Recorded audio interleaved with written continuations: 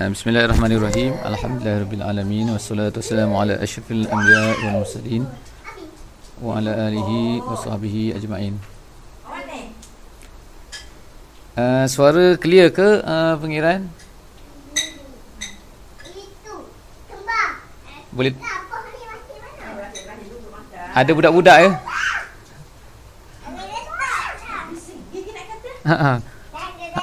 Tadika. Dia pakai telefon. Dia on call telefon. Dia nak buka ke?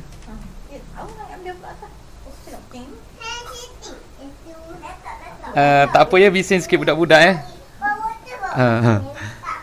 InsyaAllah pada malam ni kita akan tengok muka surat 53 dan juga 54. Alhamdulillah kepada tuan rumah, kepada pengerusi majlis, penghulu kita, ketua circle, dan juga semua. InsyaAllah pada malam ni kita akan lihat sama-sama setelah kita tadarus tadi ayat 23 sehingga ayat 37 daripada surah Al-Imran.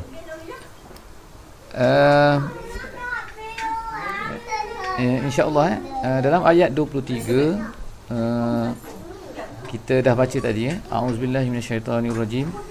Alam tara ilal ladzina utu nasiban minal kitab yud'auna ila kitabillahi liyahkuma bainahum summa yatawalla fariqum minhum wa hum mu'ridun. Iaitu Allah bertanya kepada kita, kepada, kalau dalam ayat ni dikatakan, adakah kamu tidak melihat? Jadi engkau di sini ialah Nabi Muhammad sallallahu alaihi wasallam dan juga kepada kita semua yang membaca Al-Quran. Iaitu Allah Subhanahu wa taala mengajak kepada kita supaya kita melihat kepada ada sejenis manusia ataupun ada di kalangan orang-orang yang telah menerima kitab. Tidakkah engkau memerhatikan orang-orang yang telah diberi sebahagian daripada kitab, yakni kitab Taurat, di mana mereka ini diajak untuk berpegang kepada kitab Allah supaya mereka ini memutuskan perkara di antara mereka. Maksudnya liyahkuma bainahum, mereka dah dapat kitab daripada Allah dan diajak supaya memutuskan segala perkara mengikut apa yang ada di dalam kitab tersebut. Tetapi mereka ini summa yatawalla fariqum minhum, ada di kalangan mereka ini yang berpaling tidak mahu mengikut apa yang ada di dalam kitab. Jadi wahum mu'ridun, Allah kata mereka ini berpaling, mu'ridun, dan menolak kebenaran. Jadi Allah Subhanahu wa taala berkata zalika bi annahum qalu, kenapa mereka ini berani, begitu berani sekali untuk tidak berhukum kepada apa yang Allah turunkan. Jadi kalau kita fikir sama-sama bahawa Allah turunkan apa-apa hukum di dalam kitab, sama ada bagi kita ni dalam Quran kepada orang-orang sebelum daripada kita di dalam Taurat dan juga di dalam Injil, tetapi mereka ini tidak mahu berhukum kepada apa yang ada dalam kitab-kitab Allah tersebut. Jadi ini adalah sebenarnya adalah satu sikap yang tidak patut, kerana kalaulah kita ni menyedari, kalaulah mereka ini menyedari bahawa apa yang ada di dalam kitab ini adalah datang daripada Tuhan yang menciptakan kita, jadi nescaya kita akan merasa besar apa yang ada, apa yang diturunkan oleh Allah Subhanahu wa taala. Tetapi kalaulah manusia ini mula merasai bahawa apa yang Allah turunkan di dalam kitab ini sama dengan apa yang difikirkan oleh manusia lain, maka pada ketika begitu kita lihat ada di kalangan manusia ini akan mengambil apa yang dibawa oleh manusia dan menggantikan apa yang diturunkan oleh Allah Subhanahu wa taala. Jadi Allah kata sikap mereka yang demikian itu zalika bi annahum qalu, mereka ini berkata lan tamassana an-naru illa ayyaman ma'dudat. Mereka kata kita ni akan masuk neraka sekejap je, beberapa hari saja. Jadi mereka mempermain-mainkan azab, dan demikian tu wa gharrahum fi dinihim ma kanu yaftarun. Jadi Allah kata mereka terperdaya dalam agama mereka oleh apa yang mereka ada-adakan sendiri. Jadi seolah-olahnya mereka ini bukannya menolak syurga dan juga neraka, tetapi mereka mempermain-mainkan mereka kata neraka, tetapi mereka mempermain-mainkan neraka ni. Kita masuk neraka sekejap. Kalau kita sekarang ada di kalangan orang Melayu ke ataupun di kalangan orang-orang kita ni yang kata tak apalah, kalaulah kita tak masuk neraka, siapa lagi nak masuk neraka? Macam tu kan. Kalau macam tu sia-sialah Allah buat neraka. Jadi sebenarnya kata-kata macam ni mungkin ada kadang-kadang ada orang Islam yang mempermain-mainkan macam ni. Jadi permainan begini ataupun sikap begini membawa kepada kufur. Orang yang bercakap macam ni adalah dikatakan oleh ulama adalah kufur. Jadi ini adalah sikap Bani Israel, ini adalah sikap orang Yahudi. Kemudian Allah kata fa kaifa iza jama'nahum liyaumin la raiba fihi wa wufiyat kullu nafsin ma kasabat wa hum la yuzlamun. Bagaimana jika nanti mereka kami kumpulkan pada hari kiamat yang tidak diragukan terjadinya, dan kepada setiap jiwa diberi balasan yang sempurna sesuai dengan apa yang telah dikerjakan, dan mereka tidak dizalimi. Ini soalan soalan supaya kita ni berfikir, supaya kita ni berfikir, iaitu macam mana nanti. Jadi kalau kita ni mempermainkan ataupun kita merasai bahawa neraka ni tak ada apa, mungkin kita boleh masuk sekejap saja, ataupun syurga ni tak rasa. Jadi Allah ingatkan kita terhadap macam mana nanti Allah akan kumpulkan kita semua ni pada hari yang tu. Dan kita kena ingat kita berkumpul di padang mahsyar semua, dan semua jiwa-jiwa dimatikan, dan kemudian semua diberikan kepada kita mengikut apa yang kita usahakan. Dan pada ketika itu la yuzlamun, Allah kata. Maksud la yuzlamun, tidak dizalimi. Maksud tidak dizalimi ialah makna kita sedikit pun, kalau kita buat baik sedikit pun, Allah Ta'ala akan lihat dan balas. Dan kalau kita buat jahat walaupun sedikit, Allah Ta'ala akan lihat. Wa man ya'mal mithqala zarratin khairan yarah wa man ya'mal mithqala zarratin syarran yarah. Kalau sesiapa saja yang buat amal baik walaupun sebesar zarah, nescaya Allah akan lihat. Dan begitulah juga sebaliknya. Kemudian Allah dalam ayat 26 kita tengok, Qulillahumma malikal mulk, Qulillahumma malikal mulk, tu'til mulka man tasha wa tanzi'ul mulka mimman tasha wa tu'izzu man tasha wa tuzillu man tasha biyadikal khairu innaka ala kulli syai'in qadir. Jadi ayat ni Allah Subhanahu wa taala menyuruh Nabi dan juga menyuruh kita semua berkata, Allahumma malikal mulk. Katakan wahai Tuhan, iaitu kita menyeru kepada Allah Subhanahu wa taala. Apa yang kita suruh ialah Qulillahumma malikal mulk. Qulillahumma malik, wahai Tuhan. Yang mana dikata malikal mulk. Tuhan itu iaitu Tuhan malikal mulk, raja kepada segala kerajaan, pemilik kepada segala kekuasaan. Jadi kalau atas dunia ni macam-macam orang memiliki harta, memiliki apa, dan macam-macam pemilikan ada atas dunia ni. Tetapi atas dunia ni kita tengok sahabat-sahabat semua segala kekuasaan itu Allah Subhanahu wa taala yang memilikinya. Jadi Allah memiliki segala apa yang dimiliki. Jadi kalau kita memiliki segala sesuatu, jadi Allah Taala memiliki kita dan memiliki apa yang kita miliki. Kalau adalah penguasa-penguasa ataupun orang-orang yang memiliki kuasa, memiliki apa segala, jadi apa yang dikuasai dan apa yang dia tu sendiri yang memiliki itu, dia ni dimiliki oleh Allah Subhanahu wa taala. Jadi kita puji Allah, Allahumma malikal mulk. Allah lah yang memiliki segala penguasaan, kekuasaan, segala kuasa, segala apa yang dimiliki. Tu'til mulka man tasha. Allah Taala beri kuasa kepada sesiapa yang dikehendakinya. Jadi kita kata, ya Allah, engkau beri kekuasaan kepada sesiapa yang kau nak kehendaki. Wa tanzi'ul mulka mimman tasha. Dan Allah Taala menarik balik kekuasaan daripada sesiapa yang dikehendaki. Wa tu'izzu man tasha. Allah hebatkan, muliakan sesiapa yang dikehendaki. Wa tuzillu man tasha. Allah hinakan sesiapa yang dikehendaki. Jadi kalau kita baca benda-benda ni semua, kita akan dapat rasa bahawa Allah Subhanahu wa taala dia nak buat apa saja terpulang kepada dia. Sebab segala benda tu adalah milik dia. Jadi dia nak beri kekuasaan pada, kalau kita bacalah sejarah-sejarah terdahulu ataupun sejarah yang panjang di atas dunia ni, kita tengok kadang-kadang kekuasaan satu-satu tempat itu dimiliki oleh orang ni, kemudian berpindah kepada orang ni, kemudian berpindah kepada orang ni. Jadi berpindah. Bagaimana benda ni boleh terjadi? Kita yang hidup yang pendek ni, hidup 60 tahun, mungkin kita tak lihat banyak perpindahan kuasa pada satu-satu tempat. Tetapi kalau kita tengoklah contohnya di Iraq dulunya, Saddam Hussein memiliki kuasa hebatlah. Orang mungkin tak terfikir dia ni boleh jatuh dan sebagainya. Tetapi sekarang ke mana Saddam Hussein? dah digantung sampai mati. Yang naik sekarang ni yang memiliki Iraq adalah Amerika. Jadi begitulah. Jadi kadang-kadang Allah Ta'ala berikan kekuasaan ni kepada orang yang baik, dan kadang-kadang Allah Ta'ala beri kekuasaan ini kepada orang yang jahat. Begitulah Allah bertukar ganti. Jadi dia beri semua tu dan dia tarik balik.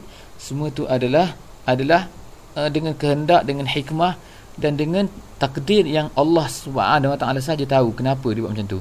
Jadi Allah kata kat sini, kita berdoa kepada Allah, biyadikal khair, di tangan engkau lah segala kebaikan. Innaka ala kulli syai'in qadir, dan kau ni segala mampu di atas segala sesuatu. Nak buat apa saja kau boleh. Jadi kat sini Allah Ta'ala mengajar kita dalam doa kita, iaitu kita sentiasa puji kepada Allah dan kita sentiasa ingat kekuasaan Allah dan sifat-sifat Allah yang maha hebat. Kemudian Allah sebut sini dalam ayat 27 tulijul laila fin nahar wa tulijun nahara fil lail wa tukhrijul hayya minal mayyiti wa tukhrijul mayyita minal hayy wa tarzuqu man tasha' bighairi hisab. Ini lagi kita puji Allah Subhanahu Wa Ta'ala. Itu apa yang kita puji kat sini ialah kita kata tulijul lail, engkau masukkan malam ke dalam siang, dan kemudian engkau masukkan siang ini ke dalam malam. Jadi kita tengokkan malam bertukar ganti siang dan malam. Jadi dalam Quran dia kita kata masukkan malam ke dalam siang, siang dimasukkan ke dalam malam. Seolah-olah macam kita kata macam kita ada sarung sarung apa, sarung pisau, sarung apa kan, kita masuk, jadi dia hilang, kita tarik balik dia keluar. Jadi seolah-olahnya malam dan juga siang ni dia ni dimasuk, ditarik keluar macam tu Jadi itu walaupun orang sains, kajian sains mengatakan ini adalah hasil daripada bayang-bayang bumi, bulan, matahari ni, bumi ni berpusing mengelilingi matahari dan sebagainya. Tapi semua ni adalah ini semua adalah penafsiran. Tetapi apa yang dinampak oleh semua orang iaitu malam bertukar dengan siang, siang bertukar. Jadi bagaimana benda ni semua boleh berlaku? Jadi Allah ingatkan kita bahawa kita puji Allah, kita sebutkan bahawa semua ni berlaku di atas kuasa Allah Subhanahu Wa Ta'ala. Dan kemudian kita tengok lagi, wa tukhrijul hayya minal mayyit. Allah, wahai Allah, engkau keluarkan benda hidup daripada benda mati. Kita tengok tanah yang kering kontang, tiba-tiba keluarlah rumput-rumput daripada situ. Di tanah. Begitulah juga kita yang dulunya mati. Kita ni asalnya adalah daripada air mani, asalnya daripada darah. Kemudian tiba-tiba kita menjadi benda yang hidup, dan kemudian wa tukhrijul mayyita minal hayy, dan Allah keluarkan benda-benda mati daripada hidup. Jadi maknanya dia berputar-putar, bertukar ganti. Keluarkan yang mati daripada yang hidup dan keluarkan hidup kepada mati kan. Contohnya lah dekat sini seperti ayam ni keluar daripada telur, telur ni keluar daripada ayam. Macam itulah menurut penafsiran setengah ulama. Dan engkau berikan rezeki wa tarzuqu man tasha' bighairi hisab. Allah ni beri rezeki kepada sesiapa saja tanpa berkira. Maknanya Allah Ta'ala boleh beri kepada siapa saja, tak boleh orang nak muhasabah dia, nak kata apa tak boleh kan. Sebab itu adalah hak dia. Kita semua adalah hak milik Allah, dan Allah Ta'ala nak beri kepada kita, tak nak beri kepada kita. Jadi kita kena yakin itu adalah daripada kekuasaan Allah. Jadi jangan kita anggap bahawa bila kita ni banyak rezeki, banyak harta dan sebagainya, kita anggap itu adalah hasil daripada usaha kita. Cuba kita fikir, tangan yang kita berusaha ni adalah milik Allah. Otak yang kita boleh berfikir ni untuk mencari rezeki ni adalah milik Allah. Jadi segala, kalau Allah Subhanahu Wa Ta'ala nak tarik, dia seterukkan tangan kita, tak boleh nak bergerak, tak boleh nak menulis. Kemudian dia seterukkan kita kata otak kita tak boleh nak berfikir. So maka habislah kita tak laku lagi, tak boleh nak bekerja. Orang pun out kan kita kan daripada tempat kerja kita, sebab kita dah tak boleh bekerja. Jadi kita kena ingat semua tu bahawa apa yang Allah Ta'ala beri kepada kita itu adalah sebenarnya datang daripada Allah. Apa yang kita dapat tu bukannya daripada kita sendiri. Kemudian Allah ayat 28 seterusnya, iaitu disebut kat sini, la yattakhidhul mu'minuna al-kafirina awliya min dunil mu'minin wa man yaf'al dhalika falaysa minallahi fi syai' illa an tattaqu minhum tuqah wa yuhazzirukumullahu nafsah wa ilallahil masir. Allah kata janganlah orang-orang yang beriman ini menjadikan orang kafir sebagai pemimpin. Jadi ayat ni dan juga ada beberapa ayat yang lain yang menegaskan bahawa orang Islam ni tak boleh mengambil orang kafir sebagai pemimpin. Jadi maksud kat sini ialah kita tak boleh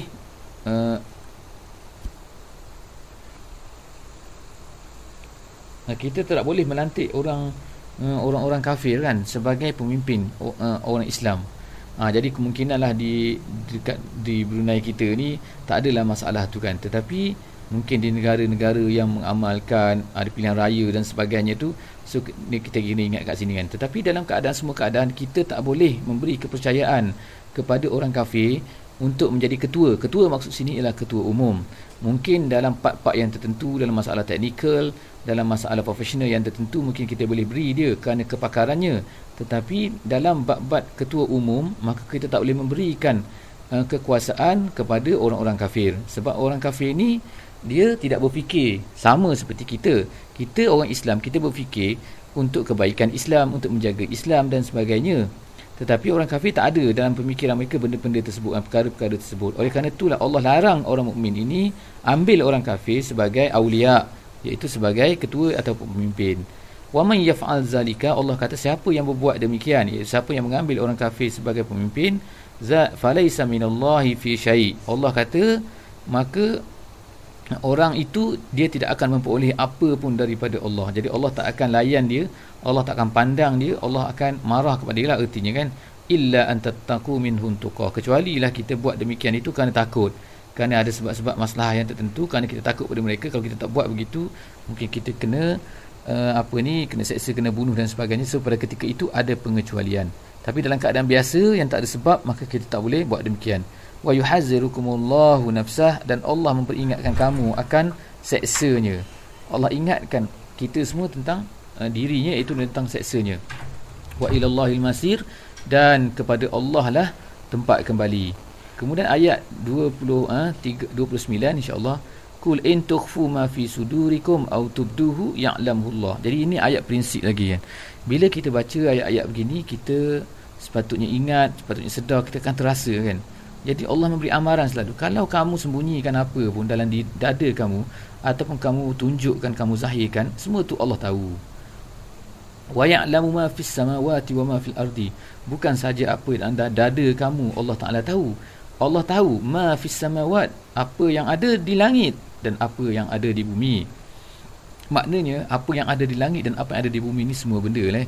Ada berapa juta bilion semut yang ada di atas dunia ni, Allah Subhanahu Wa Taala tahu. Allah beri rezeki pada mereka, Allah tahu di mana mereka. Setiap daripada mereka ni merayap. Allah tahu berapa helai daun yang jatuh dalam satu hutan, pada satu hari, pada satu saat, pada satu second, pada satu minit. Jadi semua tu Allah tahu. Kalaulah perkara tersebut Allah tahu, jadi apalah sangat kita ni yang sangat besar ya. Wallahu ala kulli syai'in qadir. Jadi yang bila kita baca ayat-ayat ni semua kan, dia mengingatkan kita kepada kekuasaan Allah. Jadi kalau sebab itulah orang Islam yang membaca Quran selalu dan membaca dan memahami maknanya, dia akan gerun kepada Allah, dia akan takut kepada Allah, dan dia akan menjadi orang yang bertakwa secara automatik. Tak mungkin lagi dia akan jadi orang yang buat maksiat, berani kepada Allah Subhanahu Wa Taala.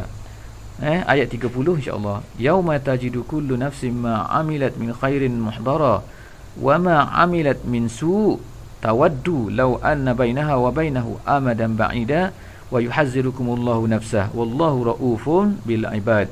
Ingatlah pada hari ketika setiap jiwa mendapatkan balasan atas kebajikan yang telah dikerjakan terhadapnya.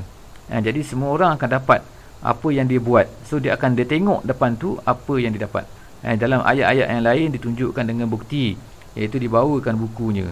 Ada yang dapat daripada tangan kanan, ada yang dapat daripada tangan kiri, dan ada yang dapat terpaksa tebuk tubuh dia, badan dia untuk dapatkan bukunya.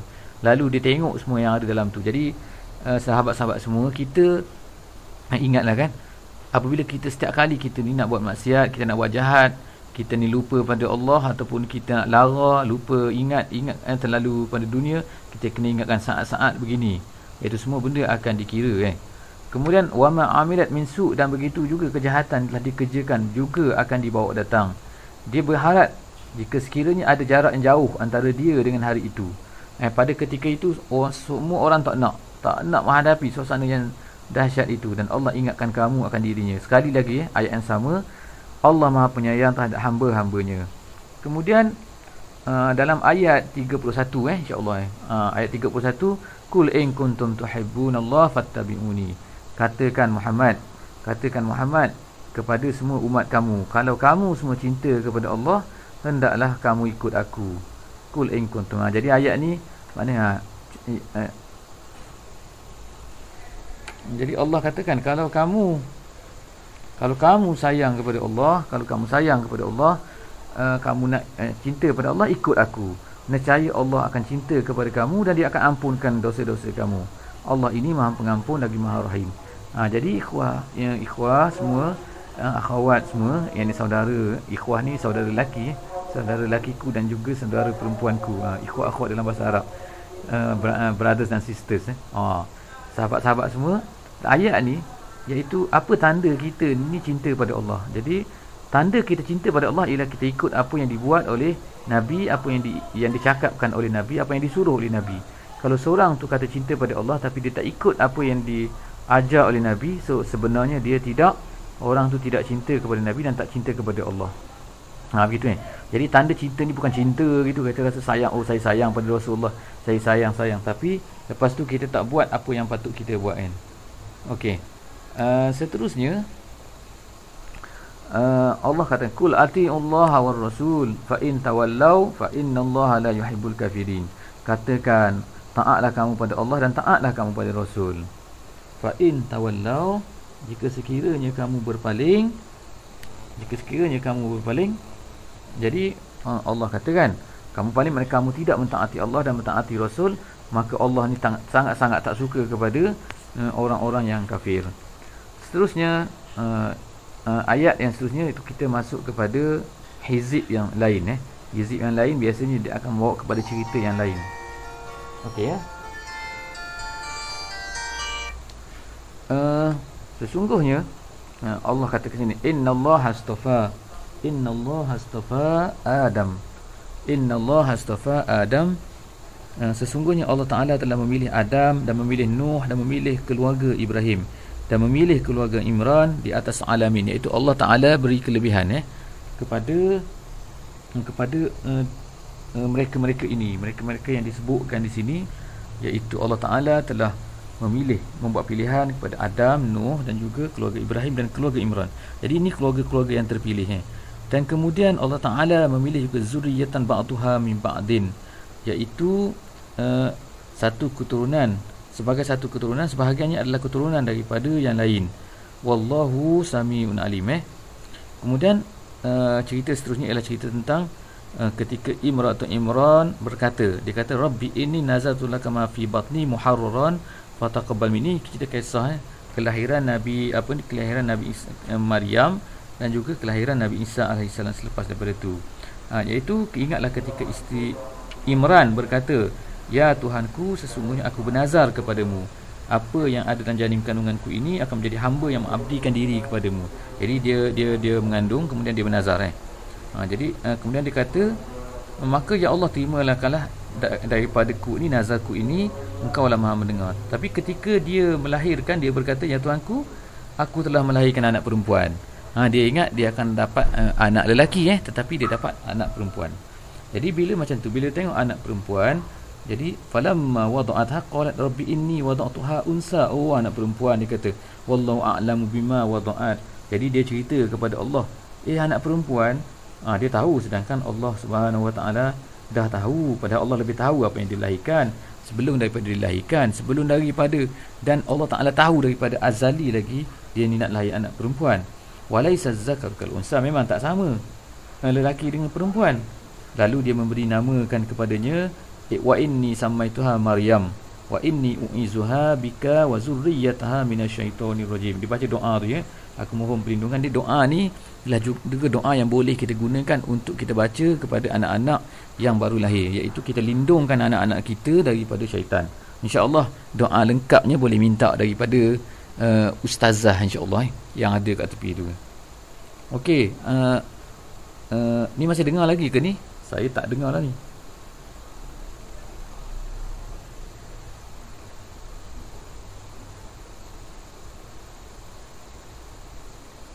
Okey, seterusnya, fataqabbalaha rabbuha biqabulin hasanin wa anbataha nabatan hasana. Maka Allah Subhanahu Wa Taala telah menerimanya dengan penerimaan yang baik. Lalu dia membesarkannya dengan pertumbuhan yang baik dan menyerahkannya pemeliharaan kepada Zakaria. Jadi maknanya Maryam ini diberi kepada Zakaria untuk dipelihara, dijaga Kemudian selepas daripada waqaffalaha Zakaria kullama dakhala 'alaiha Zakaria al-mihrab wajada 'indaha rizqa. Jadi bila Nabi Zakaria, jadi Maryam ni selalu duduk di mihrab. Mihrab ni tempat dalam masjid tu kan, tempat tempat yang ada lekuk sikit tu kan, tempat di mana biasanya orang dulu dia akan bersembunyi kat situ untuk bermunajat kepada Allah dan sebagainya. Tapi tiap-tiap kali Zakaria masuk ke tempat Maryam ni, dia tengok ada makanan dekat situ. Dia berkata, "Wahai Maryam, daripada mana engkau perolehi makanan ni?" Qala ya Maryam, "Anna laki haza?" Dari mana kau dapat ni? Qalat huwa min indillah. Jadi kata Maryam, ini datang daripada Allah. Min indillah, daripada sisi Allah. Innallaha yarzuqu man yasha' bighairi hisab. Allah Ta'ala boleh beri kepada sesiapa saja yang dikehendakinya tanpa hisab. Allah Ta'ala tidak diperkirakan, tak ada apa kita kata accountability, siapa-siapa dia nak bagi pada siapa, orang tak boleh tanya, orang tak boleh petikai, siapa-siapa pun tak boleh petikai, sebab itu adalah hak dia. Jadi begitulah ikhwat akhwat semua, sahabat-sahabat semua, pada malam ni antara benda-benda cerita yang telah kita baca, insya-Allah moga-moga menjadi pengajaran kepada kita daripada mula tadi kita baca, iaitu kisah tentang perlunya kita ni mengikut, berhukum kepada apa yang ada dalam kitab yang Allah turunkan kepada kita semua. Dan kemudian sikap-sikap orang Yahudi, Allah ingatkan kepada kita semua tentang, iaitu Allah Ta'ala boleh beri apa-apa saja kepada sesiapa yang dikehendaki. Dia nak beri kerajaan, dia nak beri kekuasaan, dia nak beri pangkat. Kalau kita kan duduk di pejabat, di Shell ke di mana kan, jadi kemungkinan kita ni dijatuhkan pangkat, kita dapat promotion ke tak, dipromot ke, dan macam-macam tu semua adalah di tangan Allah Subhanahu Wa Taala. Jadi kita hendaklah yakin dan hendaklah percaya bahawa benda ni bukan berada di tangan manusia.